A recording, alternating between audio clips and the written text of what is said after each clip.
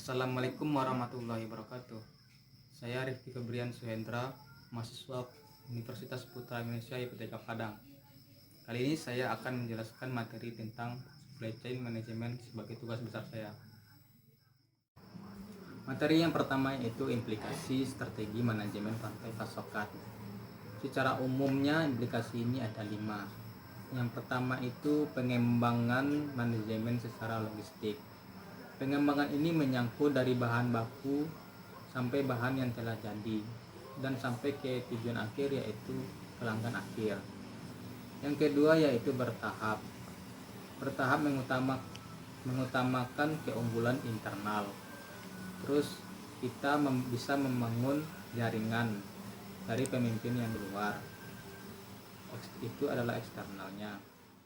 Yang ketiga yaitu sikap mental. Sikap mental ini peralihan dari integrasi internal sampai ke integrasi eksternal. Itu memerlukan sikap mental yang drastis kuat. Yang keempat itu teknologi dan informasi. Pemanfaatan teknologi dan informasi adalah faktor keberhasilan dan percepatan dalam supply chain. Kemudian yang kelima yaitu tujuan yang kompetitif. Tujuan kompetitif ini meningkatkan dan menciptakan keunggulan yang baru. Kemudian ada implikasi terhadap manajemen mutu. Terbagi menjadi 4. Yang pertama itu ialah pendekatan dan pengertian. Yang kedua itu keikutsertaan seorang pemasok. Yang ketiga adalah benchmarking. Yang keempat adalah logistik sebagai ujung tombak. Kemudian ada implikasi yang terhadap arus barang. Yang pertama itu adalah pengawasan inventory. Yang kedua adalah sentralisasi inventory. Dan yang ketiga adalah manajemen lead time. Kemudian ada implikasi biaya dan nilai tambah. Yang pertama itu analisis value chain. Yang kedua adalah target spesifik dan kuantitatif. Yang ketiga ialah cost add and value add activities. Selanjutnya ialah implikasi terhadap manajemen hubungan dengan pemasok. Yang pertama ialah rasionalisasi. Kemudian yang kedua adalah kemitraan dalam bisnis. Yang ketiga adalah outsourcing. Kemudian ada prinsip dan jiwa kemitraan. Dan yang kelima adalah pembinaan. Keenam adalah sistem informasi terpadu. Kemudian ada implikasi terhadap pendekatan total usaha. Yang pertama yaitu pelaku pokok. Kemudian ada hakikat persaingan. Yang ketiga implikasi tahapan. Kemudian manajemen jaringan.